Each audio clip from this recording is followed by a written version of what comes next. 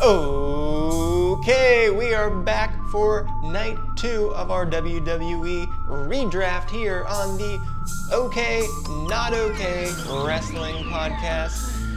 Just like in night 1, the SportsZu and I will go back and forth drafting the superstars from the night 2 draft to see who comes up with a better WWE roster.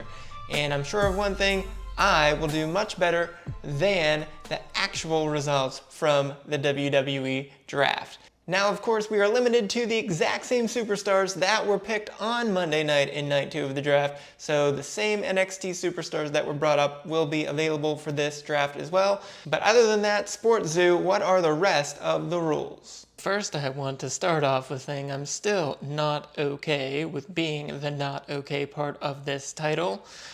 But that said, I whooped you on day 1, and I'm going to do the same yet again today, so let's get to this. Well, the rules are simple. We'll do the same thing that we did for night 1. This time we will have the 6 rounds, just as on Raw, where we will go back and forth, selecting the first 24 selections, and then in the supplemental rounds that are not shown on TV, since there are more people needed for Raw because it's a 3-hour show, we will have the 9 remaining picks made like this. Raw will select, then SmackDown will select, then Raw will select, and that will be a round. So 3 picks in each of those 3 rounds. It'll go that way, so Raw will make 2 selections in a row between the 7th and 8th round and between the 8th and 9th round. So, any final thoughts there, Doc? There are a lot more picks this time, so we'll try to spend a little less time with each selection. So with that, with the first pick of night 2 of the draft, Raw selects Damage Control. And we have to take them. They've got the only championship available. The only thing better than wins and losses are championships. And they're the ones that hold the gold right now. The Kabuki Warriors, Asuka and Kairi Sane, with the Women's Tag Team Championships. And on top of that, you also get the most recent WWE Women's Champion in Io Sky, who held the title from SummerSlam to WrestleMania. And of course, Dakota Kai is no slouch either, so 4 for the price of 1, very well worth the number 1 overall pick. Now to you, SportsZu. You know, I think that's a good pick. It wasn't who I was going to take, but certainly understand that, though I think they just might be losing those championships here in a few days. Anyway, with the second pick of the first round, SmackDown selects Drew McIntyre. I mean, he was just the champion a couple weeks ago, and now he's a 3-time world champion. He has been on fire now that he has had an attitude adjustment, and I think he's destined to be champion again here before very long. Yeah, great pick there. There's no doubt. He was certainly on my list as a potential contender for the next selection, and I just, again, cannot understand what the WWE officials were thinking when they let him fall to the 3rd round. But we had one other amazing pick lined up here as well. With the second pick of the first round, will go with Imperium, Gunther and Ludwig Kaiser. We know Gunther is amazing, 666 days as the Intercontinental Champion. Nothing more needs to be said about that. Plus, you get Kaiser in addition, so why not? Can't hurt, I suppose. So, Gunther, you're staying on Raw. Great pick there. Obviously, I would fully expect you to make that pick. Gunther does just win, so I'm sure he'll be fine on your show. That said, we're going with the biggest draw in wrestling, the best in the world, CM Punk. Yeah, once he gets healthy, he and Drew are going to get a chance to battle, just like they've been setting up on Raw for these several months since the Royal Rumble. Okay, SportsZu, a little early on that. This man has had 1 match in the last decade. Come on now. I'll go with someone who has been a champion in the last 10 years, and that is the Pride, led by Bobby Lashley, with the Street Profits and BFAB. Another great stable here. We've got former WWE champion, former tag team champions, and BFAB. Of course, I've had Lashley at the top of my contenders list for the championship, so he'll certainly get an early shot on my brand on Raw. Well, you are certainly loading up on the factions early, but I'm going to go in another direction. I think she is going to be a women's champion at some point this year and probably a tag champion in the next week. Jade Cargill is coming to SmackDown. Whew, you and WWE alike are on the same page picking these folks early. I can't get on board with just 4 matches in her WWE career, so that's tough. I'm going to go with someone who's actually already had a little bit more success on SmackDown, and that is, for the 7th overall pick of Night 2 of the draft, Raw selects Tiffany Stratton. Yes, she has been on fire. She's a #1 contender right now, but we've got to take her over to Raw so that she can battle Becky for the championship. Good pick there for sure. She looks like a really strong contender very soon, and hey, who knows, maybe even this weekend. So with the 8th pick of the draft, SmackDown selects Kevin Owens. And I bet that one's gonna break your heart there, Doc, but it's one we've got to do. He's going to be champion again here soon once he gets done with the Bloodline. Well, I think you can tell I am certainly a fan of that pick. I'm really sad I didn't get him.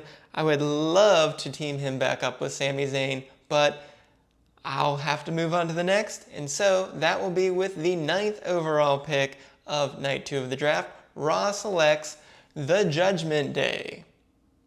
And this one is not really about the record, because if you look at that, it's pretty ugly pretty fast. I have full intentions that this is going to bring Mommy back to Raw once she's healthy so that she can reunite with Dirty Dom. But if nothing else, if Priest happens to lose his championship, we're keeping the Judgment Day together. He and Balor can go for the tag team titles again, where they were very dominant.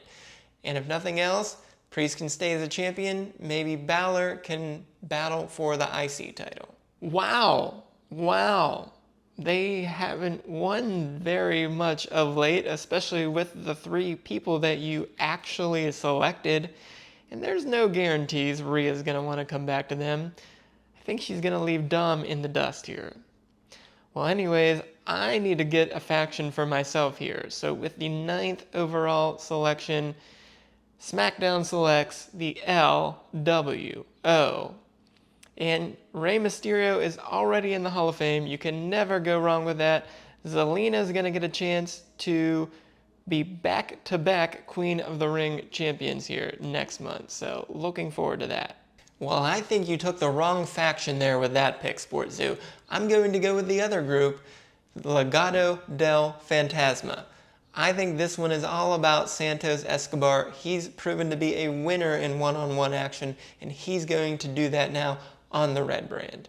Wow, another faction already? Jeez. You're certainly going to have a lot of people on your roster. Whether they're any good or not, we'll find out. So with the 12th overall selection, SmackDown selects Naomi. Looking forward to keeping her on SmackDown, and she can keep battling Bayley for the Women's Championship. Well, you certainly need some additions to your women's division, so I don't blame you there. But I will go with NXT's actual hottest star, who's 15-1 in his last 16 matches, Ilya Dragunov. This guy just wins. He did lose against Trick Williams recently on Spring Breakin', losing his title, but fortunately for us, that opened him up for the draft, so he is coming to Raw.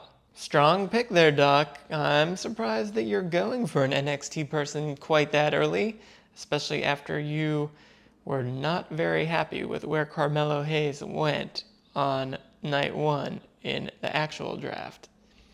Well, for me, let's see here. Okay, with the 14th overall selection, SmackDown selects the monster among men, Braun Strowman. Yes, he's a former champion, and he's just a monster. Did you see him on Monday? I think he will be back in top form before we know it. Woo! I don't know about that one, SportsZu. It looks like Strowman could have a lot of ring rust. He wasn't even doing very well last year before getting injured, so this one could take a while. Maybe it's a bit of a reach, but at least you got him a couple rounds later than what actually happened on Raw. Anyways, we will go with some up-and-coming winners in the tag team division, the New Catch Republic. These guys just keep winning their tag team matches, and I think they will certainly be contending on Raw. I certainly like that pick, and I'm going to go with the last big faction remaining. That's the Final Testament with the 16th pick of the draft. I'm not so sure on how successful Karrion Kross is going to be. He hasn't had much so far on the main roster, but I do think the Authors of Pain could really make some waves in the tag team division. Well, you certainly get a lot of people with that pick, but I'm not so sure any of them are that successful. I'm going to go back to another group of tag teamers that have had some recent success, DIY. They've been pretty good in every match except for their championship matches, but I think they can get over the hump if they stay on Raw. Wow, back-to-back men's tag teams. Interesting strategy. Well, I'm going to go with a tag team of my own here. So with the 18th overall pick, SmackDown selects Carter and Chance. I certainly enjoy their dance club vibe, so hopefully they can win another tag team championship before long. Oh, that one hurts. I was definitely going to take them next. You know how much I like their tag team abilities, but we'll stay in the women's tag division with Indy Hartwell and Candice LeRae. They've had some recent success. I think they're back on the same page, and maybe they can take home those tag team titles. I think that's a good pick. No complaints there at this point in the draft, but here is a shocking sleeper pick with the 20th selection of the draft. SmackDown selects The New Day. I mean, they're legends already. It's amazing they can drop this far down. I know they haven't had a lot of success lately, but they are always an integral part of the show when they're around. You just can't ever get enough of The New Day. Wow, it is hard to believe that The New Day stuck around until the end of the 5th round. Crazy, crazy. Anyways, we're starting to run out of winners, so I'm going to go with someone who's cooled off a little bit lately, but seemed to be in the right direction towards a Intercontinental title, and that is with the 21st pick, Raw selects Big Bronson Reed. Well, you are certainly lacking on the big beefy men, so you really needed a man like Bronson Reed on your roster. So with the 22nd pick of the draft, SmackDown selects Shinsuke Nakamura. I think with a little change here, he can be right on top and at least winning a mid-card title. I guess we're at the point where that's not a terrible pick. Maybe he'll do a little bit better for you switching over to SmackDown, but who knows.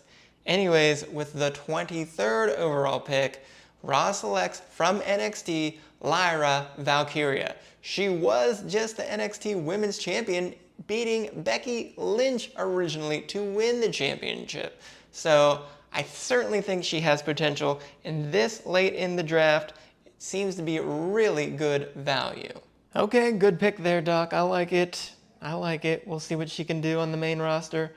But two women that I know are always entertaining on the main roster, we want to move over to SmackDown. So with the 24th pick of the draft, SmackDown selects Chelsea Green and Piper Niven. Whew, I don't know. I don't have a lot of faith in them ever really figuring it out again. Chelsea's just too much of a wild card. But we're in the supplemental rounds now, so here we go with the 24th pick of the draft. Raw selects the Creed brothers. They showed a lot of promise early on, but have been struggling recently. But I also get Ivy now with this selection, so I think we have some potential going forward. Certainly a good pick at this point, but I'm going to go in a different direction for the men's tag team. With the 25th pick, SmackDown selects Pretty Deadly. I think they can start turning things around and winning here pretty soon with just a little different direction, but certainly always entertaining. All right, I'm getting the last pick of the 7th round and then the first pick of the 8th round. So with the 26th selection of the draft, Raw selects NXT's Dijak. He's actually been on a pretty good run recently, but has failed in both of his title attempts, going 5-2 in one-on-one action in his last 7 matches. And with the 27th pick, Raw selects Giovanni Vinci. No, he hasn't had much success, and he just got kicked out of Imperium, but at this point, he's the only one left that has a win of any sort on the main roster. And so maybe he'll continue to improve now that he's away from Gunther. I don't have much confidence at all in Vinci, but I am surprised that you've now taken 3 NXT superstars. But I'm going to go in the opposite direction with the true veteran of the locker room, the BOAT, Natalya. Well, she may be the BOAT, but she hasn't won anything all year on the main roster. So with the 29th pick of the draft, Raw selects NXT's Blair Davenport. And no, she hasn't been on the main roster, but no one else left has won any matches there either. So maybe we at least have a chance to see if she can get a few wins on Raw. Because right now she's struggling a little bit even on NXT, going just 2-4 in one-on-one matches in 2024. Then with the 30th pick, we're really at the bottom of the barrel here. This man has at least been an Intercontinental Champion a few years back, so with the 30th pick, Raw selects Apollo Crews. Well, congrats on your clean sweep of the NXT roster. But I'm going to keep Natalya with her tag team partner, so with SmackDown's final pick, being the 31st pick of the draft, we'll go with Tegan Nox. Okay, I mean, you should keep them together. And with the 32nd pick, Raw selects Odyssey Jones. I'm not so sure why he's even around. He pretty much did nothing all of last year after the draft and hasn't done anything yet this year either. So your guess is as good as mine why he's even here. All right, so SportsZu, any final comments on your draft? Well, Doc, it's certainly fun when you can lay back on your couch and have just one sheet of paper with a list of names and it still destroy you when I am not the one babbling on about the WWE every week. That said, I think your show's okay, but mine is going to be must-watch TV. So, Doc, I'll kick it back to you to close it out. Okay, I don't know about that. I think we've got winners up and down our roster. I think our women's division is unbelievably strong, and there are plenty of talents on the men's side. We're going to have a top to bottom, all around, better card for a better show. So, Doktor O'Kay, of course, is the winner. So with that, this has been our part 2 of our 2-part WWE Redraft. Until next time, for the SportsZu, I am Doktor O'Kay.